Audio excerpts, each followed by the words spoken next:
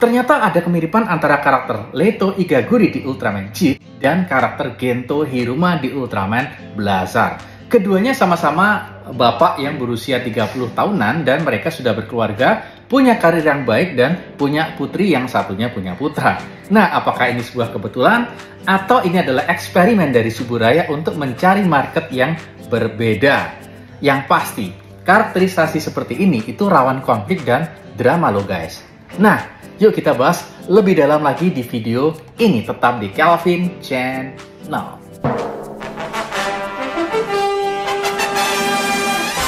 Yuk kita mulai dari karakter Leto Igaguri. Nah, seperti ini dia guys. Dia adalah human host dari Ultraman Zero yang akhirnya berubah jadi Ultraman Zero Beyond di Ultraman Jit. Dia punya keluarga, dia adalah seorang karyawan atau salaryman. Dan sayangnya dia seringkali menghadapi hal-hal yang tidak dia inginkan atau kurang mujur nasibnya. Tapi justru karena kemurnian hatinya inilah yang membuat Ultraman Zero tertarik untuk manunggaling bersama si Leto.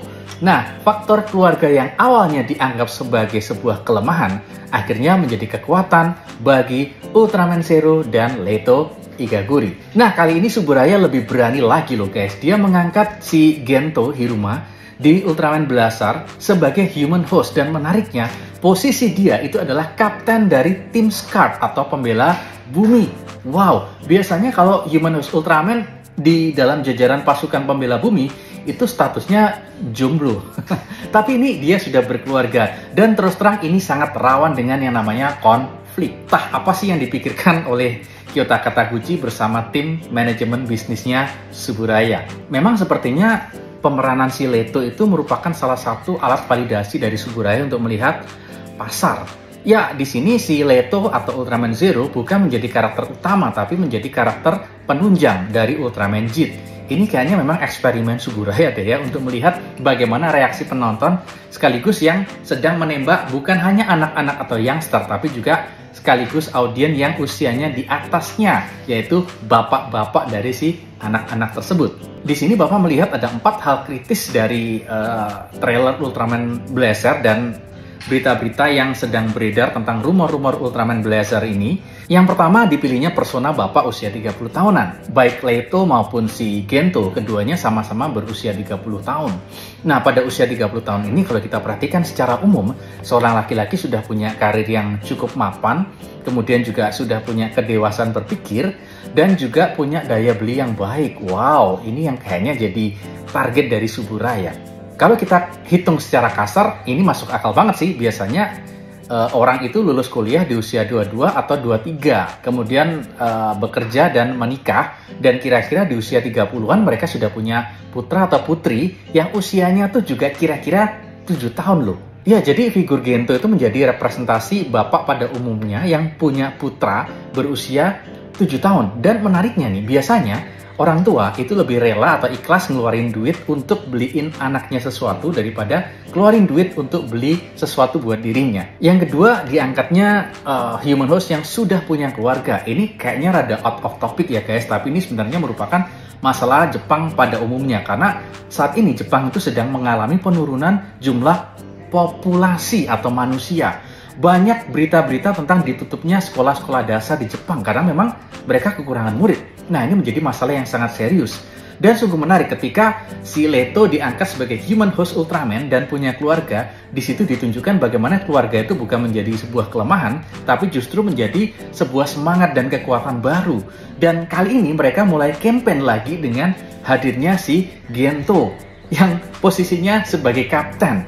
Ya, bisa jadi Ultraman Blazar ini adalah salah satu bentuk kepedulian Suburaya terhadap populasi dan keberlanjutan Jepang. Karena sudah makin banyak orang-orang di sana itu memilih hidup untuk child free lah, atau mungkin mereka memilih workaholic lah, nggak sempat mikirin keluarga atau apalagi punya anak, karena dianggap merepotkan.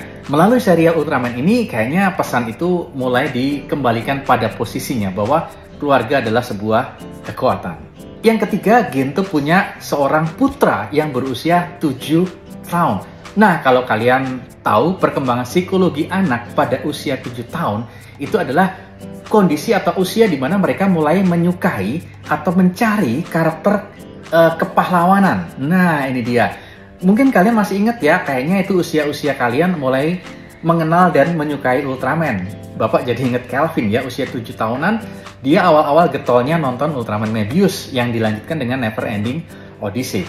Setelah pada umur sebelumnya, masa balita itu kesukaannya biasanya random.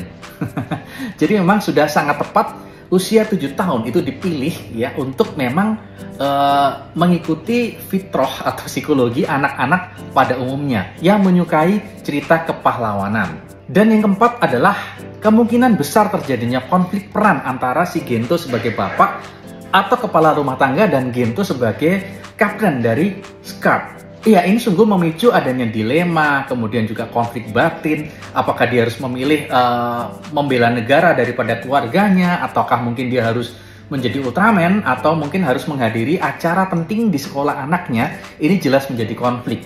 Dan bisa jadi si putra dari si Gento ini seringkali jengkel atau marah sama si bapaknya atau si Gento. Ya, dan yang menarik, mungkin dia benci sama bapaknya tapi dia menyukai Ultraman. Wow, ini konfliknya akan jadi sangat complicated, guys. Mungkin ini akan menjadi dilema atau konflik pertama yang nggak pernah kita tonton di serial Ultraman apapun.